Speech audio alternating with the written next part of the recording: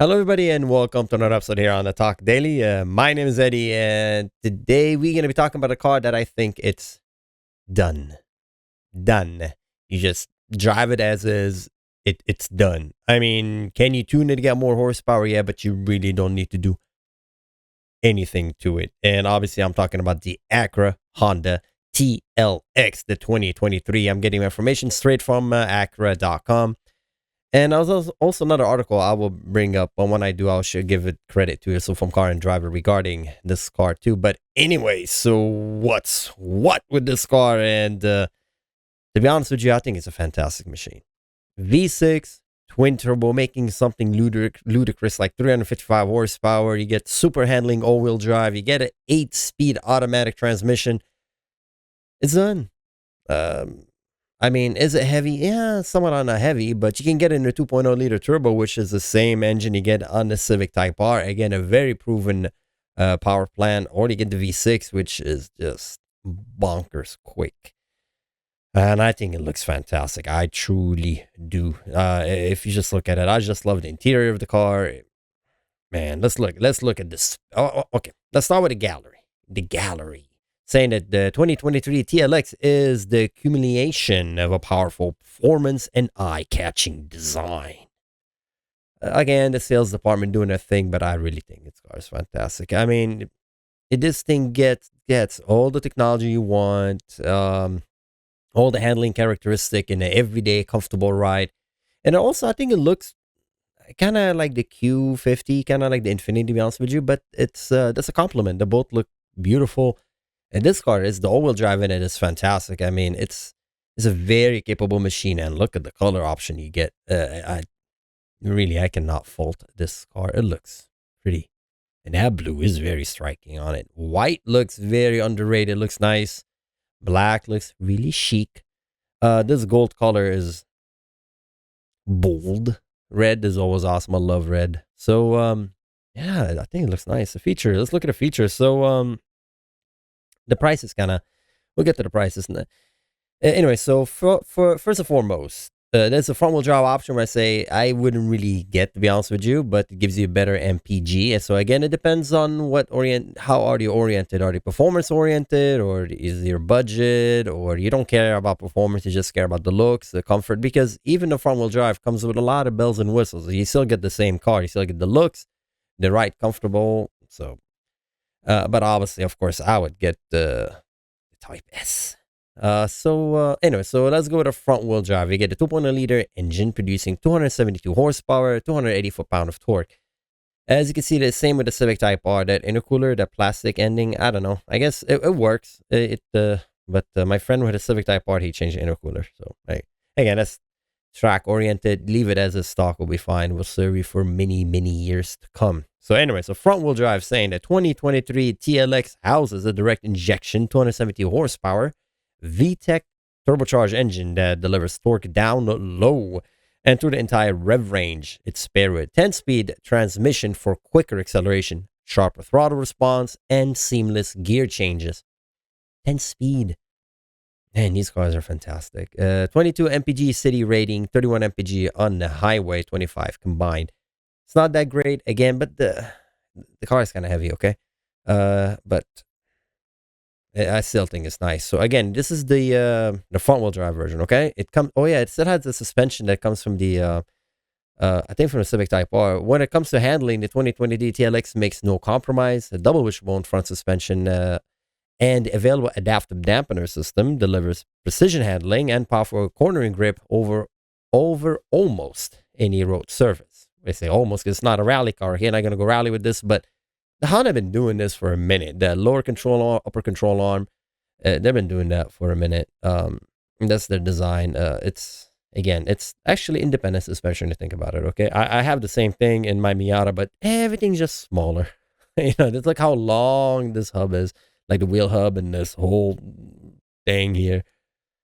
It's crazy. But it's still, it's still independent suspension. Good for them. Moving on, integrated dynamic system. Well, we'll get to that. So let's now look at the super handling all-wheel drive. And that is where the money is. That's the money shot right here. Super handling all-wheel drive, Honda been having that for a minute. They're putting that on an MDX, and I'm glad it's finally making its way into sedans. They can actually utilize it. I still don't know why they're not putting this in a Civic Type R. I have no idea. They have this technology, but it's okay. Anyway, let's stick to TLX. So super handling all-wheel drive, the seamless power provides seamless power transition and exhilarating agility. And says, enjoy the rush of high-performance cornering and all-weather advantage of an advanced all-wheel drive system. So a 2.0-liter engine, again, the same engine, paired with the all-wheel drive. So you have a 10-speed automatic. So basically what I did, the drive shaft and the rear differential, that electronic, it's mechanical electronic rear differential, and gas torque vectoring, and it's fantastic. Again, they boast about the independent suspension. Now I wonder if the rear is also independent suspension from the way it looks. I can't tell. I can see the control arm on the top. I don't see it up here, so it might be in the back here. So usually they're really close to each other. Anyways, so that is for the super handling all-wheel drive. So let's look at the Type S. The Type S, yeah. That's the one that comes with a big motor. Just looking at it, I'm telling you right now, this is nose heavy. This thing is a nose heavy. It's the same diff, the same pumpkin. You just get a heavier engine. It just looks heavier, okay? And the axles, by the way, they're the same length. If you didn't notice, you see the axles right here. You don't have the long one and the short one. Basically, like if you never driven the Civic Type R, it's if you drive a front-wheel drive car and you just take off, you launch your gas, let go of the clutch, or just automatic and you just stomp on it, you notice the steering wheel will go in one direction. That torque steer. That's because one of the axles, and this is a perfect presentation right here, this is the axle. This is that mechanism that connects the wheel to the transmission, how power is transmitted to it, right? That rod, that spin. Well, usually one of them is longer than the other because the transmission doesn't exactly sit in the center of the vehicle. Because of that, one of the axles will be longer than the other. And for example, on my car, which one is it? The transmission on the side. So the driver's side axle is longer. So when I take off, power goes to the least resistance. It spins to the right, so the car won't have a tendency to go to the right. It depends on your car, but it depends on that model of that vehicle. So in this case, both axles are the same length. So when you do accelerate, well, both wheels just go straight. You don't have that drama of the car going one way or the other. I believe the Ford Focus back in the day, they came up with like a smart differential that kind of limits the problem a little bit, but Honda really kind of solved it with the transmission and the equal length axle. The car just goes straight. It doesn't really veer off. You don't have to fight the steering wheel just to continue going straight. It's fantastic. And I see that implemented in here in the, this is a 2.0-liter engine. Now looking at the 6-liter engine, again, I mean, they're just highlighting the axles. They look at the same length, so I'm going by that, the same. They're probably having the same technology with the transmission. That's fantastic. I mean, that's one thing. I look at the intercooler and you think to yourself, like, you couldn't, like, I don't know. I think the intercooler is just really not that efficient, to be honest with you. But hey, I'm pretty sure it's applicable to this application and is going to last you the lifelong of this vehicle. I'm just looking at it thinking that, okay, that's a 3.5 liter and it still has the same intercooler. Now, is this, I mean, look at the thickness. But anyways, hey, that's the tuning guy in me looking at it thinking, I want to have a big intercooler in the front, but then you don't need that. Anyway, so the 3.5 liter engine giving you 19 mpg, 24 on the highway for 21 combined. It significantly drops on the highway, huh? From 29 to 24. You're paying for performance, okay? Because remember, this is all-wheel drive. There's a lot of friction going on because now you're powering the rear wheel. So, but, it's not an 8-speed. It's a 10-speed transmission. I'm sorry, I said 8-speed in the beginning of the video. It is a 10-speed transmission. All of them come with a 10-speed transmission. I wonder, is that the same transmission on all of them? Maybe that transmission could just handle the power. I don't know.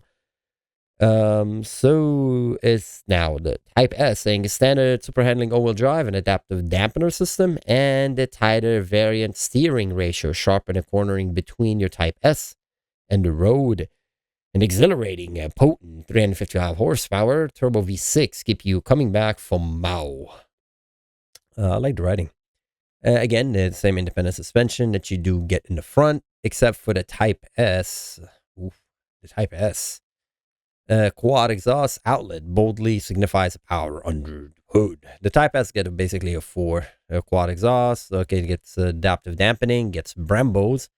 Front 4-piston braking system deliver. Okay, so you have 4-piston in the front. Very nice. Okay, so that's not the Type S because you see the regular one just gets the push-on caliper, which works. It's fine. Saying superior performing needs your superior stopping power. The highly sophisticated electro servo brake system delivered directly from the NSX supercar. Ah, the NSX. What a missed opportunity. So the chassis, let's look at the chassis. The Acura chassis match an equally advanced body structure, making it 2023 TLX the most rigid Acura sedan ever. Engineered with lightweight material, the ultra-rigid structure gives the TLX the handling characteristic of a true sport sedan. I'm loving everything about this car. Now, okay, so let's look at the bells and the whistles, the goodies, integrated dynamic system. So you have comfort, normal sport, individual, sport plus. And all that, you can just access it from the on-screen. Saying select from 4 unique driving mode, include individual mode for ultimate and personalized performance. Comfort is basically sweet. I honestly will have my car in comfort. But the problem with it is that your throttle response suffers. So I'm pretty sure you can do individual and you can customize up to 5 vehicle performance setting to dial to from in shifting, throttle response, available dampening setting, and available ambient interior lighting interior precise specification. I mean, that's the one I would go for. And I'm so happy they give you that option. It's fantastic. Then you have the normal, I guess it's a sport tune ride with firm steering, the sport unleash full power TLX in sport mode, the complete control in manual mode, or paddle shifter, experience more assertive shifting algorithm. Then you have the Sport Plus, a high level of performance exclusive only to Type S. So the Sport Plus only available on the Type S. The sharpened throttle response, hold gears longer, and opens up the exhaust outlet valve for satisfying engine note. Excuse me. Again, you gotta fiddle with these cars. It's not like just balance the clutch, play with the gas. This is the new cars. You just gotta go in the system and just kind of get everything done right. But it's awesome because you can just tune it to your needs. I think that's fantastic. I think that's really awesome. Reshaping performance, sculpted design, A-spec styling, premium paint, Type S. So that kind of leads me to my article right now. And this article is from Car and Drive, and I talk about this exact same thing, the specking of the car. They're saying, and I quote, that the Type S, the Acura, is making an additional 50 TLX S in 2023 TLX Type S PMC Edition. The limited run PMC Edition are mechanically identical to the standard TLX Type S, but these will be finished in a limited run color Gotham Gray. Gotham out of Batman, I have no idea. The Gotham Gray version will run a hefty premium over the standard TLX Type S, starting at $66,995, which is $67,000. That's a $6,000 extra for paint. I don't understand that, but if you do, let me know. Acura, I have no idea. So Acura allowed barely enough time for the red, white, and blue paint to dry on the TLX Type S PMC Edition, while was limited to 300 copies before announcing an additional 50 in Gotham Gray. PMC stands for Performance Manufactured Center, the same facility that builds the NSX Type S supercar, and now will build the special edition TLX Type S PMC Edition. And that's actually not $6,000, it's $7,550 premium over the mechanically identical TLX Type S. Okay. Acura is charging an additional $3,000 for the honor of owning a 50 to PMC edition in Gotham Gray. Like the other 3 PMC edition, Acura pulled this color from the NSX, this time from now out for production, the NSX Type S, with a matted gray paint, a $6,000 add-on, and it's limited to 70 cars. So they're adding 2 things at the same time, but the point is, what did I got from this? Is you're paying a $7,550 premium for the TLX to get it in that color. Again, only you are the one who thinks is worth it. I don't know. If you're a collector, you want to have that plaque because it does come with a plaque. I mean, if you look at the photos, look, there you go. That's a black. Yours is gonna have that number on it, and I think this will definitely hold the value of the car for sure if you're able to get your hands on it. I mean, 50. Those are, I don't know how many dealership of Acura dealership there is in the United States, but you would imagine that each one of them gets one. Oh man, the price on that is gonna be just over the roof. And I think the color looks pretty nice, though. I mean, well, let me put on a picture. Let's look at the color. Yikes, yikes. Well, I think it looks nice, to be honest with you. I don't see any issues with this car. So, but I see issues with the price because ain't not much where like That's a little bit too much, honestly. I mean, you could get a wrap, but again, you're not gonna get the plaque. You're not gonna get exclusivity. The interior, I think it's just awesome. Audio connectivity, so interior and comfort. I want to see don't have a 360 of the interior. Suzuka. Ooh, look at the ambient light here. Suzuka Baja Highway. Okay, the green. You get Atlantic Road. Icefield Parkway. Vegas Strip. Oh man, I'm probably gonna leave it on the Vegas Strip, to be honest with you. Looking like a pimp. Conjo Loop. Conjo Loop. Okay. I mean, I love all these lights. How could you not love all these lights? Mercedes had this. I think Mercedes is the first one that did the ambient light, and I love it. I love these ambient lights. Suzuka is too serious. I want to have more happy lights. Baja, I don't see anything. Atlantic Road. You know what? I'm gonna stick with the Vegas Strip. Yeah. Heighten the feel of any drive with Ionic Drive ambient cabin lighting. Yes, sir. We gotta stay with the Vegas Strip. Thank you very much. And let's see what else we got. Connectivity. No, that was quite standard. So, I'm not going to talk about that. Everybody knows what it is. Advanced connection, Wi-Fi hotspot capability, wireless charging, Acura Link connective services. Sweet. I love this car. I really do. I think this car is fantastic. It gets an Acura watch, so it is good. Collision mitigation braking system. Again, the way I think about it is this way. I know there's a lot of nanny governing components in the vehicle designed to keep an eye for you, but again, if this is what stops somebody from getting a car accident, that's great. That's awesome. I mean, yeah, you should be paying attention to the road, but hey, you should be doing a lot of things, but sometimes you don't do them. So that's good to have backups that be able to prevent you from getting in that position in the first place. So safety and driver assist, blind spot, infotainment system. Anyway, so we have all these things. The exterior, underbody spoiler, rear diffuser, deck lid spoiler, but let's look at the Type S. You get more of a kind of a diffuser, and you get interior trim carbon fiber. Ooh, you get a Type S everywhere. Ooh, nice, very nice. An interior on the regular one, it just says Acura, so this is the regular one. And again, I think it looks nice, but I mean, again, if you don't really need the V6, but I would get the V6, to be honest with you. I know it's expensive, but just get it. And the color, isn't that color awesome? I love Honda's font. I don't know why. I love that font. I know, where's the Type R? I do. Where is the Type R? I think the Type S is the Type R in the States. In Japan, it will be called the Type R probably. So TLX and base model front wheel drive is with $40,000, but you're probably gonna at least get the technology package, which brings up to $43,000. And you have the A spec, you have advanced, you have a Type S. Oof, there's so many options. And then you have a Type S preference, wheel and tires. So the car goes up substantially. It goes from 40 to 56. And honestly, I still think it's very reasonable. If you get the Type S for 55, I mean, I know there's dealer markup, whatnot, but I think it's fantastic. I really do. I think it's an awesome car. It's a lot. You get a lot of bang for your buck with this car. You get a lot. For 55,000, you get a big car.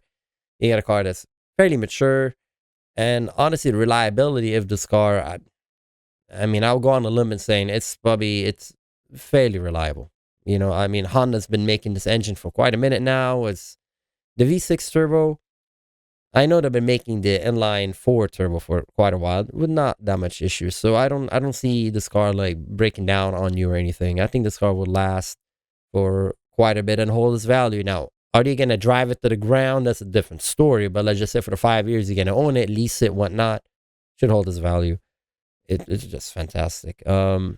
Chassis, frame, suspension, wheels. Let's look at the chassis. So adaptive dampening system is available on the Advance and the Type S. And the Type S preference. Double wishbone front suspension, multi-link. Oh, see, the rear is multi-link, which is nothing wrong with it. It's just you don't get the two double wishbone. You just get a bunch of connecting arms that provide you with somewhat the same travel as an independent suspension. You can Google it. Long story short, it's good. Multi-link rear suspension is awesome. It allows you to, gives you better handling characteristic. So what is it? Amplitude reactive dampener. Amplitude reactive dampener. It's just regular shocks, bro. Amplitude reactive dampener. It's just regular shocks, man. High performance chassis bracing.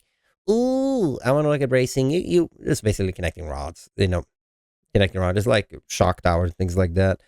Again, that's why I say get the Type S. It has all the bells and whistles. It has all the bells and whistles and the performance specs. Stabilizer bar, front-ended rear sway bar. Stabilizer bar or sway bar. You basically get a bigger sway bar in the front and integrated dynamic system with individual mode. You get the Sport Plus because we talked about it. So the Type S gets all that plus the Sport Plus. Agile handling assist. What is that? Okay. Agile handling assist. Takes a corner like a professional driver. Okay. Agile handling assist uses component of the vehicle stability assist (VSA) system to further enhance handling capability. While VSA brakes individual wheel to avoid oversteer or understeer, agile handling assist uses active braking, usually on inside wheel, to help the driver smoothly trace the desired line through a curve.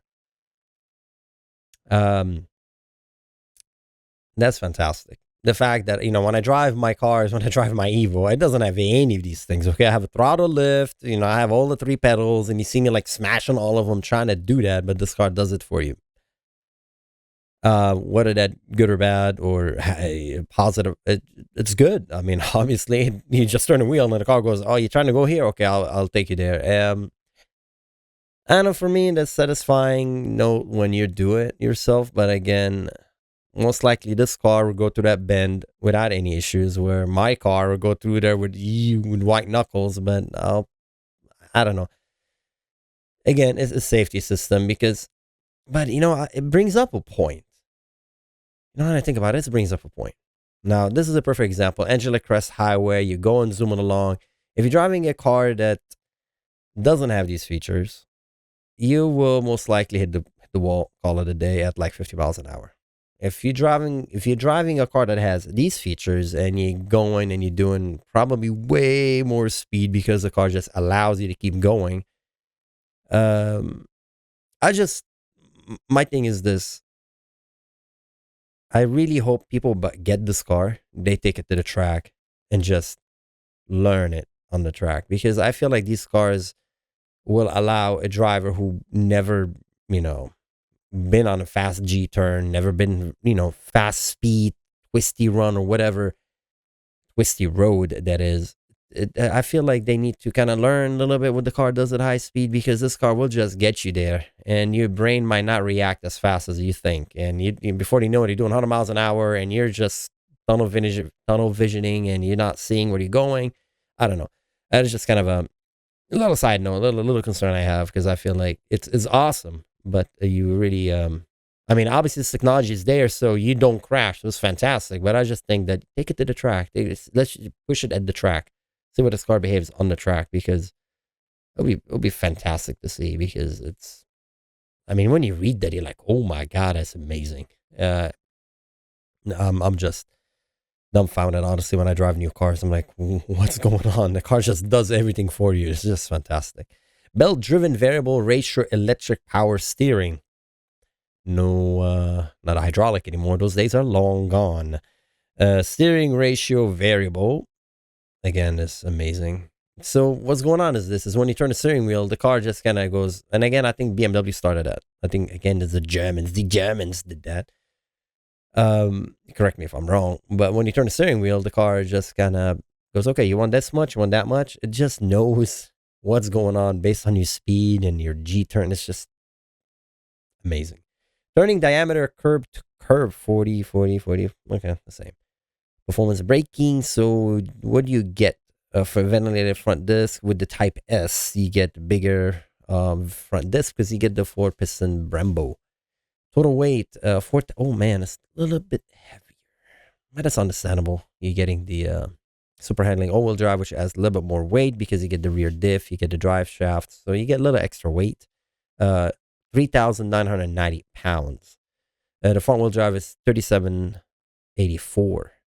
And if you get it with the V6, the weight goes up to 4,221. And that is 119.45 kilogram. So yeah, if you want to get the lightest one, 1716, that's the front wheel drive one, 3784. That's the lightest one. If you're looking for weight. What else? Aluminum alloy wheels, 20x9. The front wheel drive, the base one comes with 18x8. All right, so lastly, exterior. They all pretty much have the same thing except the sport appearance, exterior package, gloss black decklit spoiler, and a gloss black quad exhaust. That's on the Type S.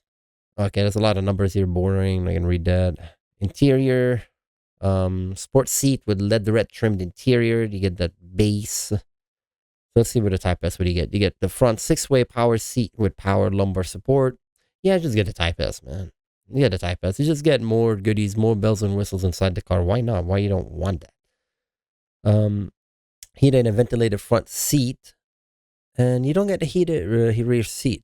Why you don't get heated rear seats? I'm curious. Nobody. The only one who gets the heated rear seats is the Advance. Okay. 40-60 split, fully down rear seat. Everybody gets that. Climate control. Everybody has the same climate control. GPS link climate control. Oh man, do you really need that?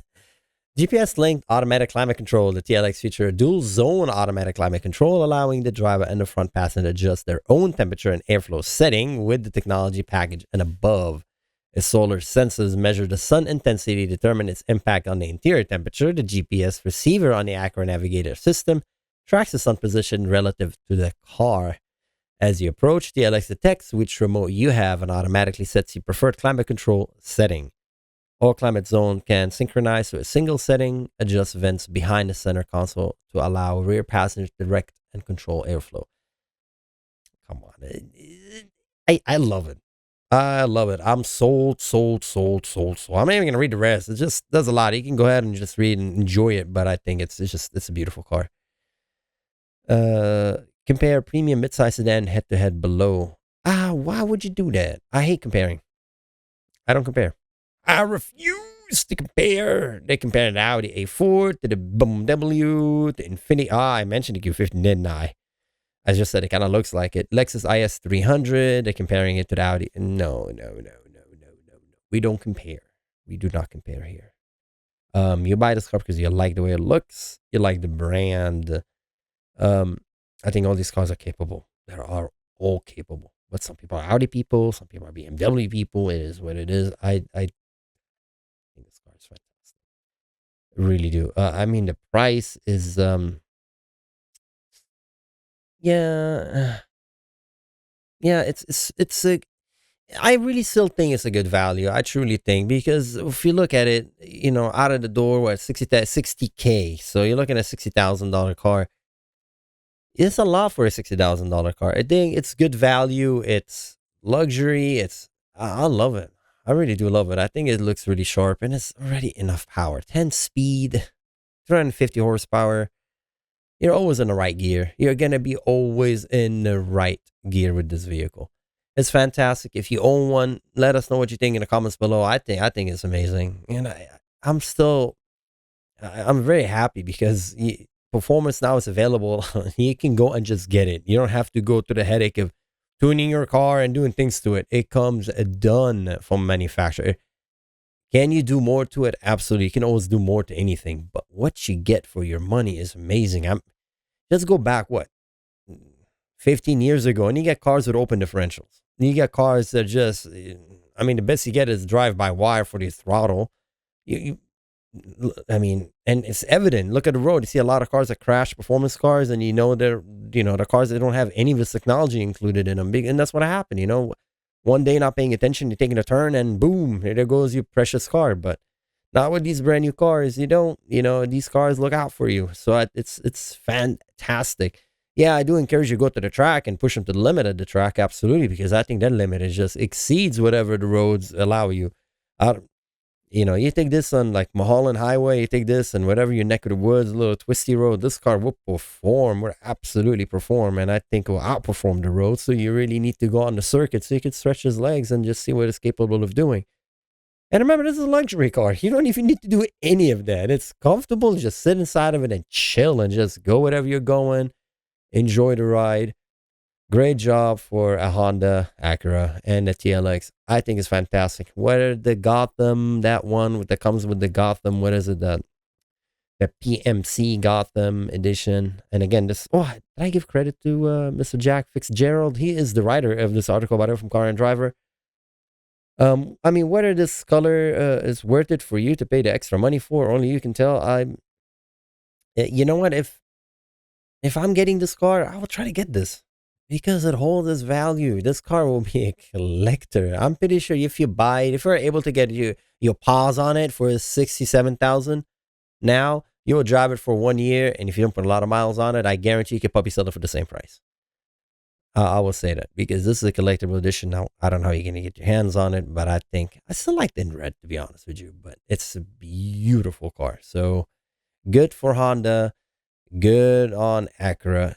Fantastic car. Looks gorgeous. Let me know what you think in the comments below. Anyway, as always, I'm blabbing off for a minute again. Yes, I had. Hold on. Oh my God. 30 minutes. All right, everybody. Take care, and always hit the like and subscribe. Helps a lot. And I'll see you next time. Thank you very much. See ya. Bye-bye.